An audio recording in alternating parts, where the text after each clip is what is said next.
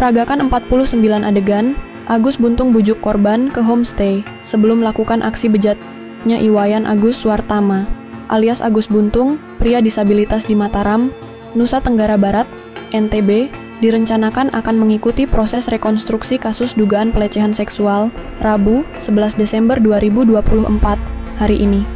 Rencana itu dibenarkan oleh kuasa hukum tersangka, Ainuddin.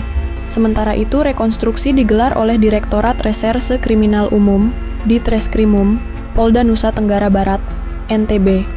Terdapat sejumlah tempat yang menjadi lokasi rekonstruksi, di antaranya Taman Udayana, Islamic Center, dan homestay.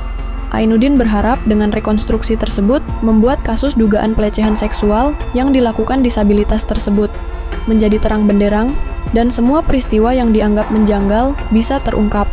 Ainuddin juga mengatakan pihaknya masih mendiskusikan untuk mengajukan pra-peradilan. Terlebih kasus tersebut sudah diserahkan kepada Kejaksaan Tinggi NTB. Ainuddin mengatakan berdasarkan pengakuan Agus dalam pemeriksaan di Polda NTB, antara tersangka dan korban sebetulnya ada kesepakatan untuk melakukan hubungan seksual tersebut. Ainuddin menjelaskan setelah percakapan tersebut, korban membawa Agus melewati Islamic Center. Di sana korban meminta Agus untuk duduk lebih depan. Namun pada saat itu kepada korban, Agus mengaku tidak memiliki uang sehingga ada perjanjian tersangka akan menggantikan uang korban. Namun, usai melakukan berhubungan di homestay tersebut, Agus tidak menganti uang korban. Hal tersebut yang membuat korban marah kepada Agus karena tidak memberikan yang dijanjikan sebelumnya.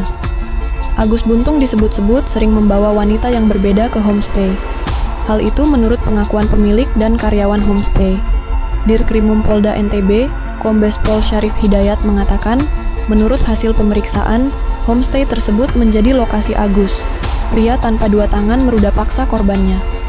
Karyawan homestay mengaku melihat Agus membawa 4 perempuan berbeda ke penginapan tersebut. Syarif menduga, pelaku membawa para korbannya ke homestay yang sama karena merasa nyaman dengan tempat tersebut.